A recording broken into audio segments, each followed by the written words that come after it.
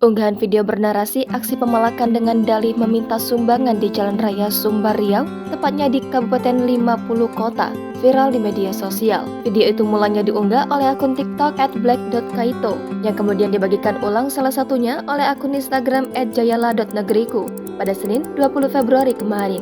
Dalam video, tampak seorang pria mengendarai sepeda motor tanpa plat nomor polisi, diduga melakukan aksi pungutan liar atau pungli dengan cara meminta paksa uang kepada pengendara yang melewati jalan lintas tersebut. Perekam video yang mengemudikan mobil juga tidak luput dari aksi pungli yang dilakukan oleh pengendara motor tersebut. Pengemudi mobil itu kemudian memberikan uang pecahan Rp2.000. Setelah menerima uang tersebut, pelaku pun pergi. Lantas bagaimana penjelasan pihak kepolisian?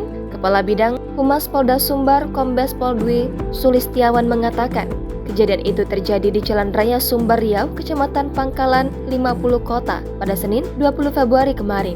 Saat ini pelaku pungli tersebut telah diamankan. Pelaku yang berinisial H merupakan warga Jorong, Kotolamo, Nagari Tanjung Balit, Kecamatan Pangkalan, Kabupaten 50 Kota. H diamankan di warung Ketua Pemuda Nagari Tanjung Balit, Kecamatan Pangkalan, Kabupaten 50 Kota pada Senin sekitar pukul 19.00 waktu Indonesia Barat. Awalnya, Kanit Reskrim Polsek Pangkalan Aibda Lesbon Naibaho telah mengetahui identitas pelaku pungli tersebut dan mencoba menghubungi pelaku via telepon untuk menanyakan keberadaannya, dan pada saat itu pelaku berada di salah satu warung di Tanjung Balit. Pukul 18.30 waktu Indonesia Barat, Kanit Reskrim Polsek Pangkalan langsung berangkat menuju warung tersebut untuk mencari keberadaan pelaku.